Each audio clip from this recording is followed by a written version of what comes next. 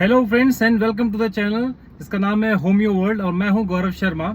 और आज कुछ एक खास बात है जिसके लिए मैं आया हूं। आज आप देख रहे हैं कि काफ़ी तेज़ी से एक इन्फेक्शन है जो बहुत ज़्यादा परेशान कर रहा है हम सभी लोगों को। जी हाँ, मैं बात कर रहा हूं आई इन्फेक्शन की। जो बोल रहे हैं पिंक आई हो रहा है, रेड आई हो रहा है, ये एक्चुअली में है क्या?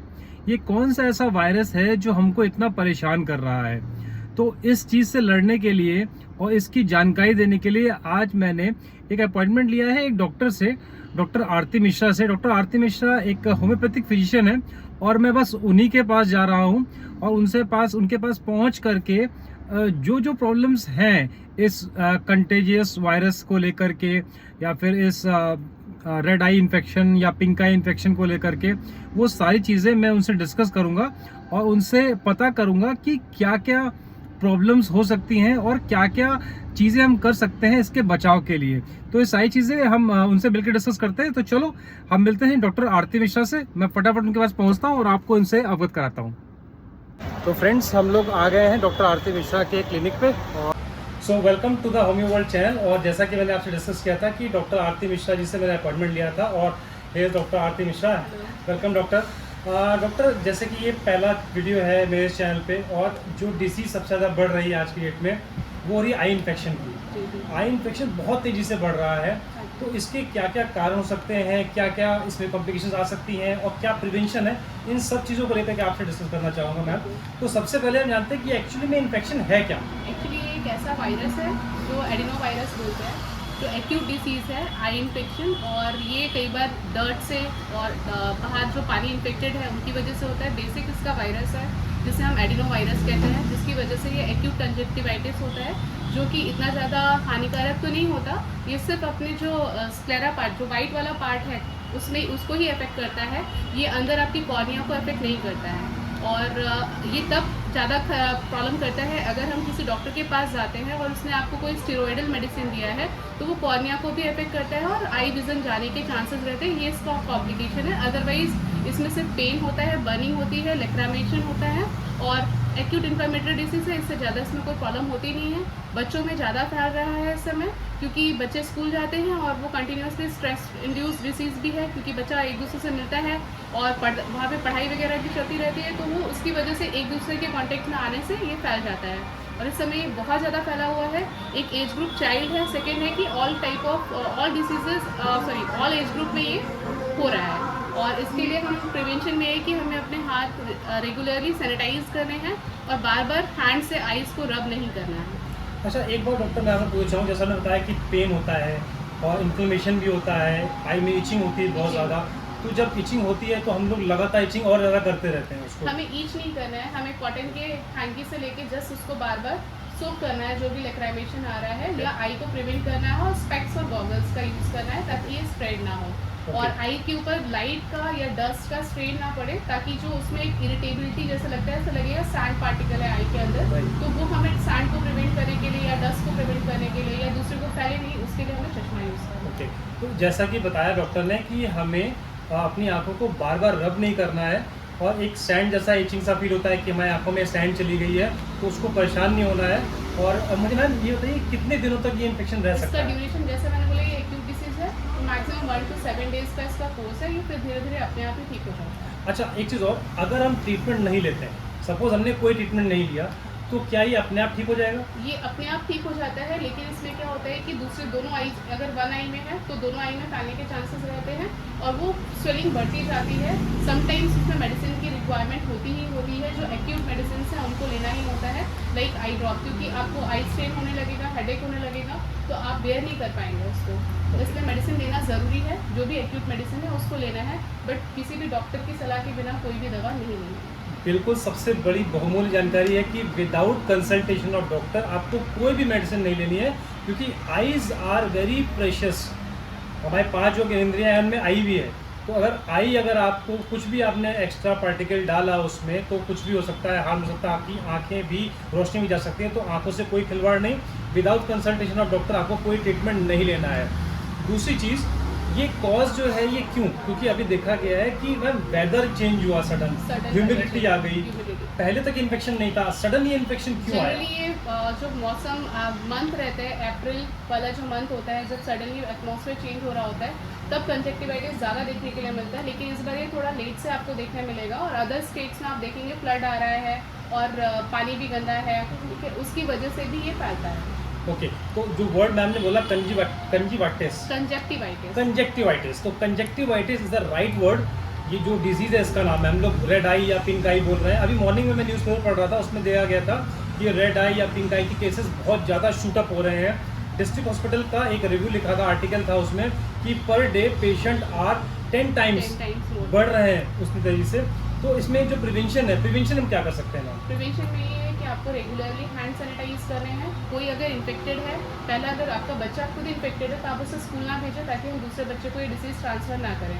Prevention first start from your home, और you have to take prevention first from your side. तो ये है कि आप हैंड सैनिटाइज करें, बार बार आइज़ को रब ना करें हैंड से, और दूसरे अगर आप इन्फेक्टेड है दूसरे बच्चे से या किसी और पर्सन से आप हैंड शेक ना करें, क्योंकि आप उसको ये वायरस दे देते हैं, क्योंकि वो अपनी आइज़ पे लगाएगा तो ये वायरस भी उसकी आइज़ में भी आएगा।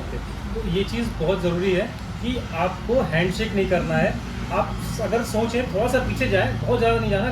कोविड टाइम में हम लोगों ने हैंडशेक बंद कर दिया था, तो यही मान लें कि अभी वो वायरस ही है किसी तरीके का, तो हमें हैंडशेक नहीं करना है। अपने टावल्स, अपनी कोई पर्सनल चीज़ों को किसी को नहीं देना है जिसके वायरस ये है ऑलरेडी, अदरवाइज़ ये आप में भी स्प्रेड हो जाएगा। घर आने से पहले, आप घर जैसे ही पहुँचते हैं तो आपको अच्छे से अपने हैंड को वॉश करना है, उसके बाद ही आपको घर में कुछ भी चीज़ें आप टच करें। अच्छा मैम, बहुत ज़्यादा टीवी नहीं देखती हैं, मोबाइल्स नहीं चलाने हैं, क्योंकि उससे आई स्ट्रेन बढ़ जाता है, तो आई पेन होगा, और आई कंजक्टिवाइटिस जो है वो 5 दिन में जो ठीक होने वाला है वो प्रोलॉन्ग हो जाएगा। ओके, ये भी एक बहुत ज़रूरी चीज़ बताई मैम ने कि आपको, जाहिर सी बात है, हम छोटे बच्चे टीवी या मोबाइल बहुत देखने लगे हैं। अगर किसी को इन्फेक्शन हो गया है, उसके बाद भी अगर हम टीवी या मोबाइल देख रहे हैं तो ये और भी तेज़ी से बढ़ेगा और आपको सीवियर कंडीशन भी हो सकती है कहीं ना कहीं पे। तो मैम ने चाहे जानकारी दे दी हमको कि इन्फेक्शन क्या है, कॉम्प्लिकेशंस क्या क्या हो सकती हैं, कारण क्या क्या है। अब हम ट्रीटमेंट की बात करते हैं, तो पहली चीज़ तो मैम से ही जानेंगे, क्या ट्रीटमेंट विदाउट डॉक्टर के कंसल्टेशन किया जा सकता है? देखिए, बहुत सारे लोग प्रिवेंशन पहले ही ट्रीटमेंट अपने घर पे स्टार्ट कर चुके होते हैं, जब उनको रिलीफ नहीं मिलता तब वो डॉक्टर के पास आते हैं। लेकिन आज तो ये डिसीज़ इतनी कॉमन है कि सबको पता है आई फ्लू फैल रहा है, इसलिए बेटर ये है कि आप अपने डॉक्टर से कंसल्ट करें। जो राइट मेडिसिन है, जब आपको राइट टाइम पे मिलेगी तो आपकी डिसीज़ 3 to 4 डेज़ के अंदर ही ठीक हो जाएगी। अगर आप पहले से ही मेडिसिन लेते रहेंगे तो वो डिसीज़ प्रोलॉन्ग हो सकती है, और आपका कंजक्टिवाइटिस 5 दिन की जगह 15 दिन भी चल सकता है। ओके, तो पहली चीज़, अपना डॉक्टर खुद नहीं बनना है, डॉक्टर का कंसल्टेशन लेना है पहले। तो जो चीज़ें आपकी 3 से 4 दिन में ठीक हो सकती हैं, वो आपकी लापरवाही से 10 दिन या 20 दिन में ठीक हो रही है। और आप सोचिए, बच्चों का स्कूल जाना कितना इंपॉर्टेंट है। एक दिन का भी गैप होता है तो पेरेंट्स को एप्लीकेशन देनी पड़ती है। वही बच्चा अगर 10 दिन तक स्कूल नहीं जाएगा तो कितना लॉस होगा उसको।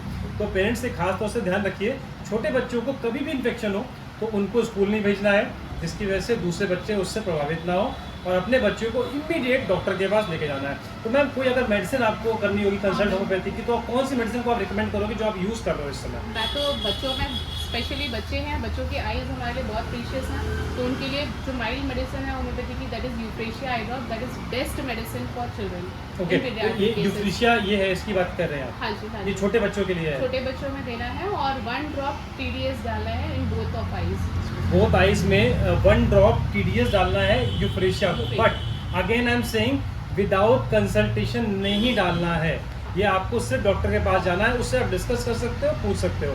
और इसके बाद only I drop will not work, ये सिर्फ आपकी आँख को थोड़ा सा जो स्ट्रेस इंड्यूस हो रहा है उसको कम कर देगा, बट साथ में जब तक आप इंटरनल मेडिकेशन नहीं करेंगे तो आई फ्लू ठीक नहीं होगा, ठीक है। और इसमें हमें साथ में मेडिसिन भी देनी है, जो कि हम TDS देते हैं, पीडियाट्रिक में यूफ्रेशिया देते हैं, और बाकी अदर सिम्टोमेटिक बेसिस पे हम अदर कोई मेडिसिन लगती है अगर तो वो भी देते हैं, क्योंकि कई बच्चों में आई फ्लू की वजह से फीवर भी आ रहा है, तो हम उसके अकॉर्डिंग सिम्टोमेटिक ट्रीटमेंट भी दे रहे हैं। और इसमें एक और काम करना है कि आईज़ को रेगुलरली फ्रेश और आइसी वाटर से वॉश करना है, या आइस से सिकाई करनी है, और बस ज़्यादा कुछ स्ट्रेन वगैरह नहीं देना है आइस में। तो जो बताया मैम ने कि सिर्फ आई ड्रॉप इनफ नहीं है, क्योंकि पेशेंट को और भी सिम्टम हो रहे हैं, फीवर भी आ रहा है, तो पेरेंट्स को ध्यान रखना है कि बच्चे को दिखाना है, उसके बाद ही मेडिसिन लेनी है। सिर्फ आई ड्रॉप इज़ नॉट सफिशिएंट। इसके बाद और जो आई ड्रॉप देख रहा हूँ आपके पास में हम रखे हुए हैं, ये भी किसी एज ग्रुप को बिलोंग करते हैं? ये एज ग्रुप है जो कि मोर देन 35 बिलोंग करते हैं। सिनेरिया जनरली हम लोग 45 से ऊपर देना